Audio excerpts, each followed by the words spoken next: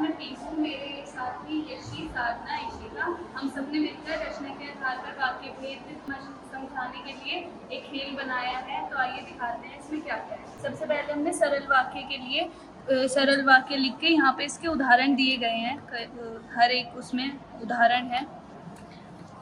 जैसे कुछ भलाई का काम करो। सरल वाक्य में केवल एक ही कर्ता की प्रधानता होती है। ये सरल वाक्य एक बिल्कुल सरल होते हैं। जैसे राधा संसार में सबसे सुंदर है।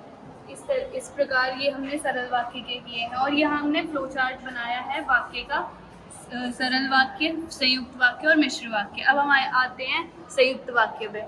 तो इसमें हमने कुछ एग्जाम्पल्स की चिट्स बनाए हैं, जिसमें हमारे कुछ एग्जाम्पल्स दिए गए हैं। जैसे बोलना नहीं आता इसलिए चुप रहना चाहिए। जैसे मिश्र वाक्य में दो वाक्य मिले हुए होते हैं, जिसमें किसी एक की प्रधानता अधिक होती है। पहले वाले वाक्य की प्रधानता अधिक होती है दूसरे वाले से, दूसरा वाला पहले वाले पर आश्रित होता है। तो उसके ये कई अनेक उदाहरण हैं। जैसे एक और, राधा ने भोजन किया और वह सो गई।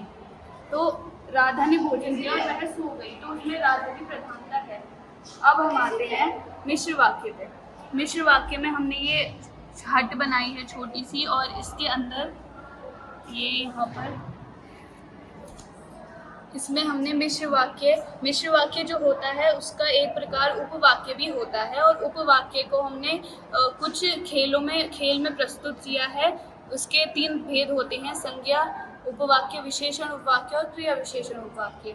और यहाँ पर हमने उसके कुछ उदाहरण दिए हैं।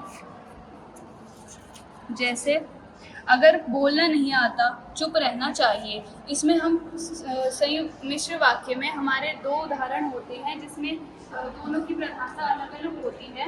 और जैसे जहाँ गाड़ी रुकती है वहाँ खड़े रहो। इस प्रकार हमारे कुछ उदाहरण हैं, और इसमें भी हमने कुछ अन्य उदाहरण दिए हैं। जैसे कुछ ऐसा काम करो जो भलाई का हो।